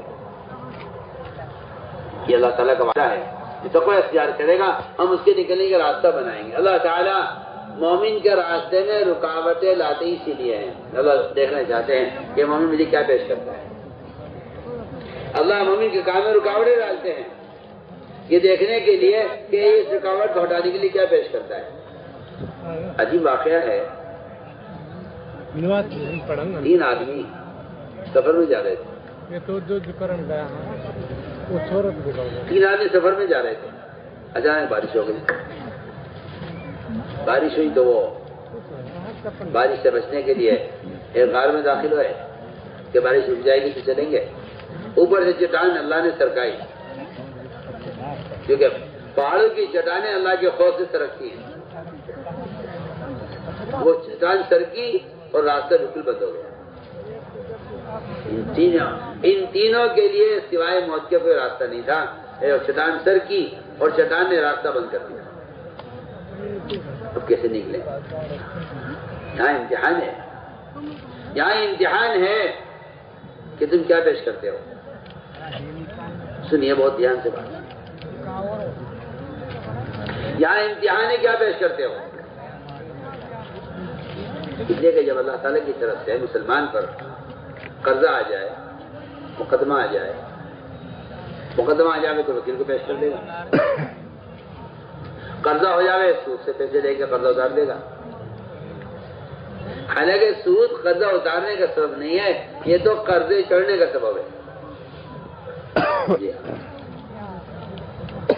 حدیث میں آتا ہے کہ 70 قسمیں ہیں سود کی، جس کی سب سے ادنا قسم یہ ہے اور سب سے چھوٹی شکل یہ ہے سود کی، اور سب سے آسان اور سب سے کمتر درجے کا سود یہ ہے کہ مسلمان اپنی سگی ماں کے ساتھ زنا کرے۔ بڑھیا فرمایا کہ جب کوئی حال آتا ہے تو مسلمان حال کو ہٹانے کے لیے صبر اختیار کرتا ہے۔ یہی وجہ ہے کہ آدمی جب حالات آتے ہیں تو وہ اللہ سے سب کے لیے دعا کرتا ہے کہ اللہ یہ سبب ہو، اس سبب سے یہ کام ہو جائے، اس سبب سے یہ کام ہو جائے۔ حالانکہ قرآن یہ کہتا ہے کہ ہم نے ضرورت کو اور دعاؤں کو عبادت کے ساتھ جوڑا ہے۔ ایاک نعبد و ایاک نستعین، اے اللہ تیری عبادت کرتے تو سمجھ لیتے ہیں۔ معلوم ہوتا ہے کہ استعانت عبادت کے ساتھ ہے کہ اللہ کو عمل پیش کرو بجائے سبب پیش کرنے کے۔ جب یہ 3 آدمی غار میں پھنس گئے اور چٹانوں پر سے سر کی راستہ بند ہو گیا غار کا، ان تینوں نے اپنا عمل پیش کیا۔ پھر دعانی کی کہ اللہ کوئی جن آ جاوے جس کو ہٹا دے، یا کوئی تو کوئی فرشتہ بھیج دے جسے ہٹا دے، یا کوئی پانی کا بہاؤ لیا جسے بہا دے، یا کوئی زلزلہ لیا جو اس کو ہلا دے۔ نہیں، میں نے شروع سے عرض کیا ہے کہ اللہ کے ساتھ جو آدمی گمان ٹھیک کر لیتا ہے، اور گمان کو ٹھیک کرنا یہ ہے کہ آپ اللہ کو عمل پیش کریں۔ اللہ تیرا وعدہ عمل کے ساتھ ہے، میں عمل پیش کروں۔ انہوں نے تینوں نے اپنا عمل پیش کیا۔ سب سے پہلا عمل، ایک شخص نے کہا کہ اے اللہ میرے بڑے ماں باپ، میں رات کو دیر سے آیا بکریاں چرا کر، وہ سو چکے تھے، میں نے ان کا دودھ نکالا اور میں ساری رات دودھ کے پیر لے کر والدین کے ساتھ کھڑا رہا کہ والدین جب اٹھیں گے نیند سے ان کو دودھ پلاؤں گا۔ میرے بچے بھوک سے بلک رہے تھے مگر میں نے والدین سے پہلے بچوں کو دودھ نہیں پلایا۔ آج کل یہ حیوانیت ہے مسلمانوں میں کہ ان کا رشتہ والدین سے ختم ہو جاتا ہے جب یہ کھانے کمانے قابل ہو جاتے ہیں۔ حالانکہ یہ ہر جانور کا اصول ہے کہ جب جانور چگنے لائق ہو جائے اور پھاڑ کھانے والے جانور پھاڑ کھانے لگے، اڑنے والے جانور اڑنے لگے، تو ان کا رشتہ ماں باپ سے الگ ہو جاتا ہے، کٹ جاتا ہے۔ یہ سارے جانوروں کا یہ مزاج ہے۔ لیکن انسان انسان کو اللہ نے ایسا بنایا ہے کہ اس کے والدین جتنے بوڑھے ہوتے چلے جاتے ہیں، ان کا والدین کے ساتھ تعلق بڑھتا چلا جاتا ہے۔ پہلے یہ خدمت کیا کرتے تھے، ابھی ان کی بڑھاپے میں خدمت کرتا ہے۔ یہ حیوانیت ہے کہ جانور اپنے والدین کو پہچانتا بھی نہیں ہے، ان کا ساتھ بھی چھوڑ دیتا ہے۔ جیسے انہیں قابل ہوتا ہے اسے نہیں معلوم کہ میرے والدین کون ہیں۔ تو میں نے عرض کیا کہ انہوں نے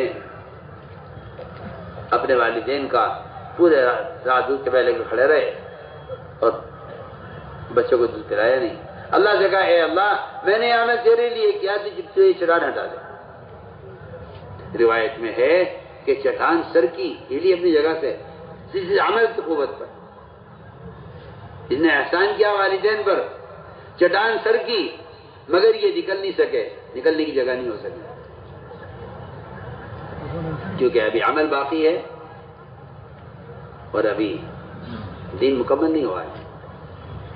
عجیب بات یہ ہے کہ اس پورے واقعے میں نماز کا، روزے کا، زکوٰۃ کا، جہاد کا، حج کا، تلاوت کا، ذکر کا کوئی عمل نہیں ہے۔ حقوق اللہ میں سے کوئی عمل نہیں ہے۔ یہ تینوں حقوق العباد میں سے ہیں۔ باپ کے والدین کے ساتھ سلوک، جی ہاں، اور ایک لڑکی کے ساتھ سلوک اور ایک مزدور کے ساتھ اس نے سلوک، معاملات، اخلاق اور معاشرہ، تین چیزیں اس کے اندر ہیں۔ چٹان سر کی مگر نکل نہیں سکے۔ دوسرا عمل پیش کیا کہ اے اللہ میری جیجا کی لڑکی جس سے مجھے بڑی محبت تھی، وہ میں اس سے بے انتہا محبت کرتا تھا، ہماری ایسی محبت تھی آپس میں کہ دنیا اس کی مثال پیش نہیں کر سکتی، ایسی محبت مجھے اس سے تھی۔ اے اللہ میں اس سے خلوت چاہتا تھا اور میں اس سے گناہ اس کے ساتھ کرنا چاہتا تھا، وہ اس کا موقع نہیں دیا کرتی تھی۔ ایک ایسا وقت آیا کہ اس لڑکی پر قحطانی آ گئی، تنگی آ گئی، اور وہ لڑکی محتاج ہو کر میرے پاس آئی، اور اس نے اپنی محتاجگی میں، اپنے فقر میں اسے خیال یہ ہوا کہ یہی میرا چاہنے والا ہے، یہی میرے کام آ سکتا ہے۔ اس نے مجھ سے آ کر مان کر سوال کیا، مجھے موقع اچھا لگا، جی ہاں اچھا موقع لگا کہ یہ موقع ہے اس سے فائدہ اٹھانے کا، اور یہ موقع ہے میری خواہش کے پورا کرنے کا۔ یہ بات میری سب یاد رکھیں، کسی انسان کی مجبوری سے ناجائز فائدہ اٹھانے والا سب سے بڑا کمینہ ہوتا ہے۔ سب سے بڑا کمینہ وہ شخص ہے، سب سے بڑا کمینہ وہ شخص ہے جو کسی کی مجبوری سے ناجائز فائدہ اٹھائے۔ یہ میں تو بے تکلف آپ سے کہتا ہوں، نہ آپ سے بے تکلف کہتا ہوں۔ وکیل کہہ رہا ہے مظلوم سے، وکالت کیا ہے؟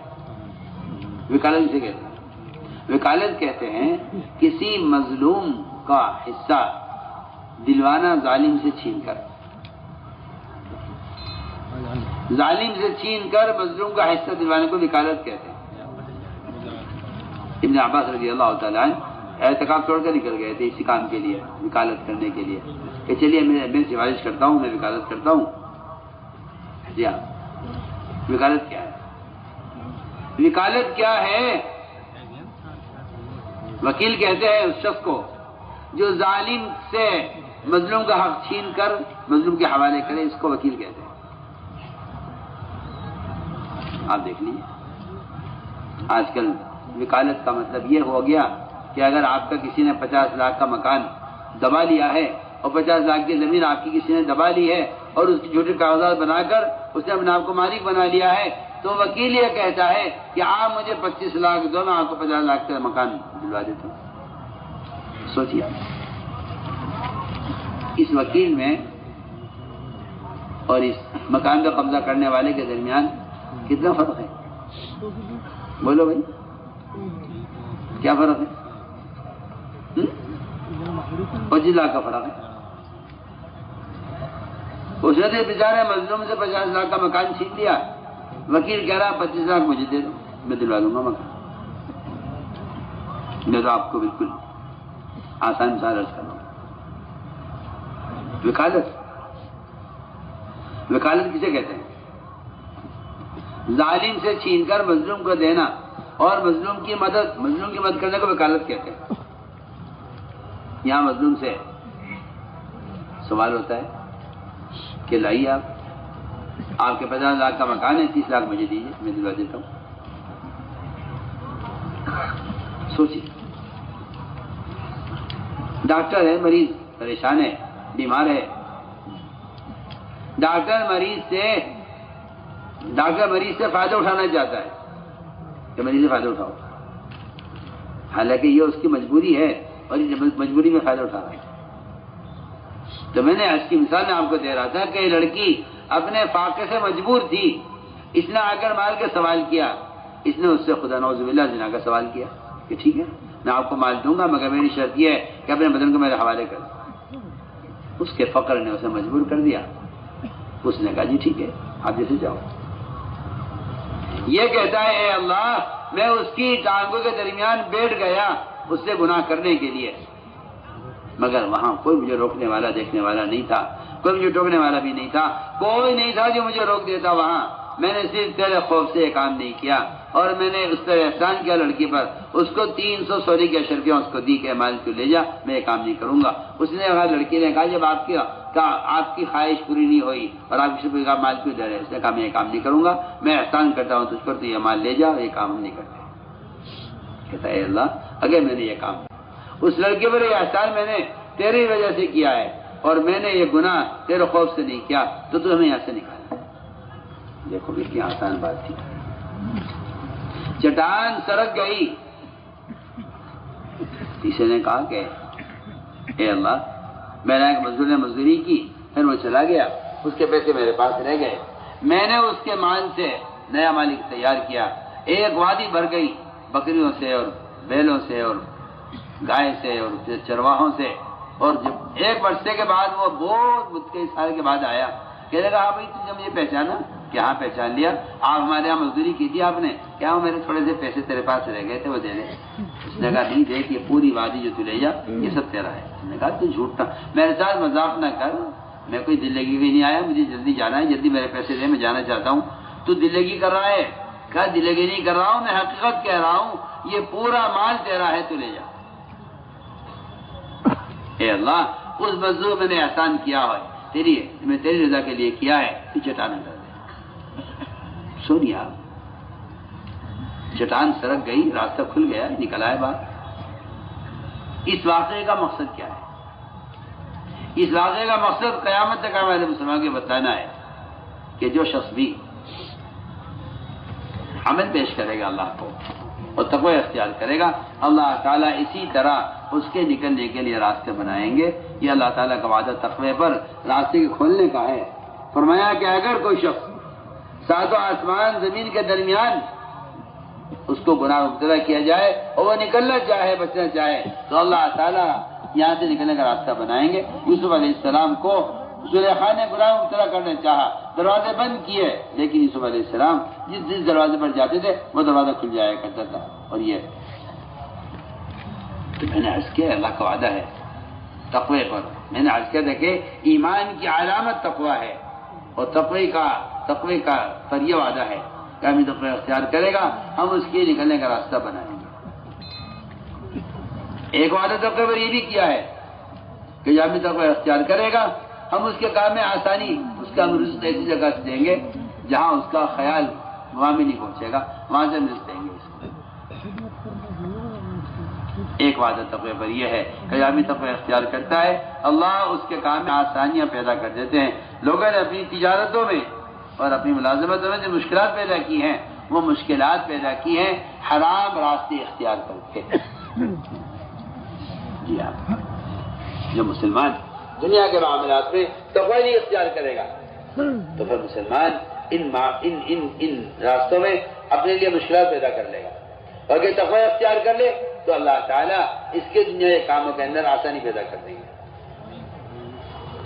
داؤد علیہ السلام بیت المال سے اپنا ذاتی خرچ لیتے تھے، اللہ کو یہ بات پسند نہیں تھی، اللہ کو یہ بات پسند نہیں تھی کہ یہ بیت المال سے اپنا ذاتی خرچ نکالیں، کہ خود کیوں نہیں کچھ کرتے، یہ کیوں نہیں کوئی دھندا کرتے، حالانکہ بادشاہ ہیں، اور نبی ہیں.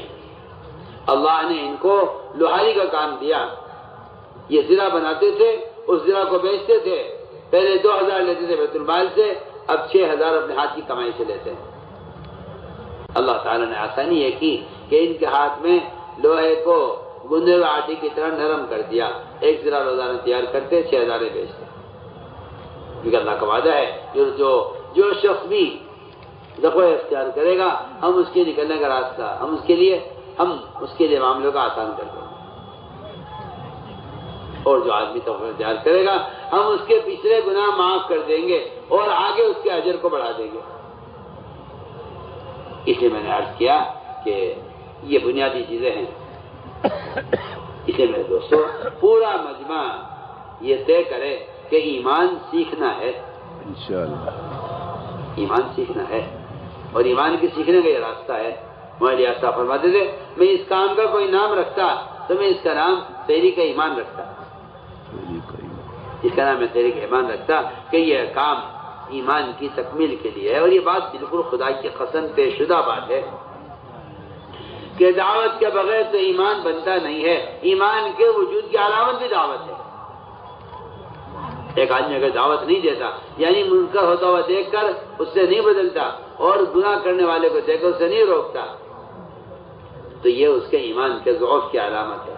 اس لیے حدیث میں آتا ہے ایمان سب سے کمزور ایمان اس شخص کا ہے جو ہاتھ سے اور زبان سے گناہ کو دیکھتا ہوا دیکھ کر، گناہ کو ہوتا ہوا دیکھ کر اس کو نہیں روکتا. یہ اس کا سب سے کمزور ایمان ہے. اعلیٰ ایمان یہ ہے کہ آپ گناہ ہوتا ہوا دیکھیں، ہاتھ سے اس کو بدلیں. اس لیے فرمایا کہ ایمان کی تکمیل دعوت سے ہوتی ہے. اس لیے کہ قرآن کا صاف فیصلہ ہے یہ کہ ایمان باللہ کا تعلق وہ امر معروف اور نہی منکر سے ہے. فرمایا تأمرون بالمعروف وتنہون عن المنکر باللہ، کہ ایمان باللہ یہ ہے کہ آدمی لوگوں کو نیکی پر آمادہ کرے اور لوگوں کو گناہوں سے بچانے کی کوشش کرے. فرمایا کہ یہ ہے اللہ پر ایمان لانے کی علامت. اس لیے یہ بات بالکل قوت کے ساتھ، پورے انشراح کے ساتھ کہی جا سکتی ہے کہ دعوت کے بغیر تو ایمان کی تکمیل نہیں ہوتی. دعوت کے بغیر تو لکھا ہے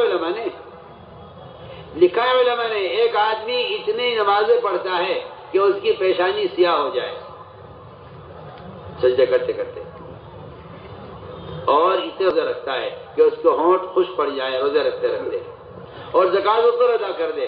علماء نے لکھا ہے کہ اسلام میں ایمان کی علامت صرف یہ قرار نہیں دیا گیا کہ یہ ایک مومن کی علامت ہے کہ یہ سجدے کا نشان ہے اور زکات کا اہتمام ہے اور نفل روزے رکھتا ہے پابندی سے. فرمایا کہ ایمان کی علامتیں صرف یہ نہیں ہیں، ایمان کی علامت میں یہ بھی داخل ہے کہ آیا یہ برائی سے لوگوں کو روکتا ہے یا نہیں، اور لوگوں کو بھلائی کا حکم کرتا ہے یا نہیں. یہ بھی ایمان کی علامتوں میں شامل ہے. صاف لکھا علماء نے. مولانا بدر عالم بیٹھا رکھا ہے تجوال السنہ میں کہ ایک آدمی کے ایمان کی علامت صرف اس کا اپنے ذات کی اصلاح کر لینا یہ ایمان کی علامت نہیں ہے، بلکہ تمام لوگوں کی نفوس کی اصلاح کرنا یہ بھی ایمان کا تقاضا ہے، ایمان کی علامت ہے. اس لیے صاف بات ہے. ہمارے ایسا فرماتے تھے میں اس کام کا نام رکھتا تو تحریک ایمان اس کا نام رکھتا، بلکہ فرماتے تھے کہ ہر سال 4 مہینے اس راستے میں نکلنے کو اگر اپنا جزو زندگی نہ بنایا تو ایمان کا مزہ نہیں چکھ سکتے. یہ بات بالکل اپنی جگہ حق ہے اور اٹل ہے. اس لیے کہ اصل جو خروج کا جو اصل مقصد ہے ماحول کو بدلنا ہے. ماحول کا بدلنا خروج کا اصل مقصد ہے. حضور اکرم تو شروع میں عرض کر چکا ہوں کہ حضور اکرم صلی اللہ علیہ وسلم نے اپنے صحابہ کو ڈالا تھا نقل و حرکت پر. خروج دعوت کا قوام ہے، خروج دعوت کا قوام ہے. سارے دین کا مدار وہ اللہ کے راستے کی نقل و حرکت پر اور نفر پر موقوف ہے. سوچیے آپ کا خیال یہ ہے کہ نکلنے کا حکم صرف قتال کے لیے تھا، حالانکہ ابوبکر صدیق رضی اللہ عنہ کے زمانے میں جب مانعین نے زکات سے منع انکار کیا کہ ہم زکات نہیں دیں گے، ابو بکر رضی اللہ عنہ نے ان کو زکوٰۃ پر لانے کے لیے مدینے کو خالی کیا. آج اکثریت مسلمانوں کی، میں آپ بہت اہم بات کہہ رہا ہوں، اس زمانے میں چند مسلمانوں نے زکوٰۃ دینے سے انکار کیا، ابو بکر نے پورے مدینے کو خالی کرنا طے کر لیا. آج مسلمانوں کی اکثریت پورے دین کے انکار پر ہے، لیکن مسلمان اپنے وطن چھوڑنے کو تیار نہیں ہے کہ نکلنا کیا ضروری ہے. سوچیے ابو بکر رضی اللہ عنہ نے وہاں سے فتح کرنے کے لیے کہ لوگ زکوٰۃ دو، فرمایا میں مدینے کو خالی کر دوں گا انہیں زکوٰۃ پر لانے کے لیے. اس لیے میرے دوست تذکیر اصل ہے، تحریر اصل نہیں ہے. میں آپ سے بالکل بے تکلف کہہ رہا ہوں، تحریر اصل نہیں ہے، دعوت میں تذکیر اصل ہے. ذکر آپ خود یاد دلائیے ان ذکر تنفع المؤمنین کہ تذکیر جو ہوتی ہے وہ تو بدن سے ہوتی ہے، تذکیر بدن سے ہوتی ہے، تحریر سے تذکیر نہیں ہوتی. کہاں پر ٹکراؤ تو نہیں. اور یہ بات بھی تحریر بات ہے کہ تحریر کے بغیر مؤثر میں نہیں ہوتی. تحریر کے بغیر مؤثر نہیں ہوتی. میں بہت قاعدے کی بات آپ سے کر رہا ہوں، تحریر کے بغیر مؤثر نہیں ہوتی. حضور اکرم صلی اللہ علیہ وسلم کا کسی نے خط پھاڑ دیا، یہ خط کو نہیں کیا تھا کہ خط جماعت لے کر گئی تھی، جماعت نے جا کر اتمام حجت کر دیا اور جماعت نے جا کر خود دعوت دے دی، اس نے خط پھاڑ دیا. کیا اللہ اکبر، کیا اللہ کی مدد آئی گئی. اس نے وہاں سے 2 فوجیوں کو بھیجا غصے میں کہ جاؤ محمد صلی اللہ علیہ وسلم کو اٹھا کے میرے پاس لے کر آؤ، قید کر کے لاؤ. یہ دونوں یہاں پہنچے. آپ نمائے کیسے آنا ہوا؟ جی آپ کو قید کرنے کے لیے آئے ہیں. کس نے بلوایا ہے؟ کس نے بھیجا ہے آپ کو؟ کہ ہمیں کسرا نے بھیجا ہے آپ کو قید کرنے کے لیے. آپ نے فرمایا ان دونوں فوجیوں سے کہ جس نے تمہیں بھیجا ہے مجھے گرفتار کرنے کے لیے، رات میرے آقا اللہ نے اسی رات میں تمہارے آقا کسرا کو قتل کر دیا ہے. انہیں حیرت تھی کہ آپ کیا بول رہے ہیں؟ ان کا کہ ہاں میں دیکھ کر کہہ رہا ہوں. وہ فوجی کہہ رہے تھے اتدری ما تقول، آپ کیا بول رہے ہیں؟ اب میں دیکھ کر کہہ رہا ہوں رات میرے آقا اللہ نے تمہارے آقا کی طرح کو قتل کر دیا. غور کیجیے آپ. عمر رضی اللہ تعالی عنہ، عمر وہ ہے صحابی جو بازاروں میں گشت کر کر کے لوگ ہاتھ پکڑ پکڑ کر مسجد میں لاتے تھے اور کہتے تھے کہ آؤ اٹھو، تھوڑی دیر ہمارے ساتھ ایمان لے آؤ، آؤ چلو اٹھو ہمارے ساتھ. عمر رضی اللہ تعالیٰ عنہ بازار میں ہاتھ پکڑ پکڑ کے لوگوں کے مسجد میں لاتے تھے. پھر کیسا مؤثر ہوا خط لکھا دریا کے نام، دریا کے نام خط لکھا. یہ دریا نہیں کھو کہے گا تیرا بہن اپنی مرضی سے ایک قطرہ بہ کے دکھلا ہے، تیرا بہن اللہ کے حکم سے ہے، تو عمر تجھے حکم دیتا ہے کہ اپنی عادت ختم کر. دریا نے عمر کے حکم کا کتابیں داری کی اور اس کی سال کی جو بری عادت تھی، ایک لڑکی کو اس میں ڈالا جاتا تھا اور اس سے پانی اوپر آتا تھا، وہ عادت ختم ہوئی اور وہاں کے نئے مسلمانوں کو راحت ہوئی. تو میں جو کہہ رہا ہوں کہ تحریک سے تحریر مؤثر ہوتی ہے. تو میرے دوستوں عزیزوں، بنیادی بات یہ ہے کہ نقل و حرکت یہ اللہ کا حکم ہے اور خود چل کر جانے لوگوں کے بعد دعوت دینے کے لیے. آپ صلی اللہ علیہ وسلم نے اپنے صحابہ کو ملکوں میں بھیجا، یہودی کی دعوت لے کر ملکوں میں جاؤ اور خروج کا حکم دیا ہے. اسے میں بات بار بار کہتا ہوں اور بات کہتا نہیں بلکہ آپ سے کہلوانا چاہتا ہوں کہ خروج اور نفر اللہ کے امر کی وجہ سے ہے. خروج اور نفر اللہ کے امر کی وجہ سے ہے. اللہ کا حکم ہے انفروا خفافا وثقالا، نکلو اللہ کے راستے میں، تم ہلکے ہو یا بوجھل. ہلکے بوجھل کا مطلب مالدار ہو یا غریب، بیمار ہو یا صحت مند، بھاری بدن ہو یا ہلکے بدن. صحابہ کا مزاج یہ تھا کہ وہ اس قرآن کی آیت کی تعویل وہ کرتے تھے جس سے جان کھپائی جائے. منافقین قرآن کی تعویل وہ کرتے تھے جس سے جان بچائی جائے. یہ دونوں کا فرق تھا. منافقین جان بچانے کی تعویل کرتے تھے اور ایمان والے جان کھپانے کی تعویل کرتے تھے. حضرت مقداد بھاری بدن آدمی تھے. لوگوں نے کہا مقداد اللہ نے آپ کو معذور قرار دیا، معذور ہے، آپ بھاری بدن ہے، آپ مت نکلیں. فرمایا اللہ نے مجھے معذور نہیں قرار دیا، اللہ نے قرآن میرے عذر کا انکار کیا۔ اللہ نے فرمایا نکل جا کے راستے میں، ہلکے بدن ہو یا بھاری بدن ہو، میں بھاری بدن ہوں، مجھے بھی نکلنا ہے، کیونکہ اللہ کی طرف سے نکلنے کا حکم بھاری بدن والوں کے لیے بھی ہے۔ کیا اس لیے میں عرض کرنا چاہتا ہوں، پوری دنیا میں مسلمان کو یہ بات جاننی چاہیے کہ اللہ کے راستے کا خروج اور نفر وہ اقامت دین کے لیے ہے، دعوت اللہ کے لیے ہے، لیکن مسلمان سے بلا چکا ہے، اور مسلمان کا خیال یہ ہے کہ یہ تو صرف قتال کے لیے خروج ہوا کرتا ہے۔ بھائی یہ لوگ لیٹے ہوئے کون ہے یہ؟ کہ تمہیں خود سے ہوش نہیں آئی نہ اٹھانے کا؟ تمہیں ہوش نہیں آئی سے اٹھانے کا ہے؟ اتنی غفلت مجمع کے اندر۔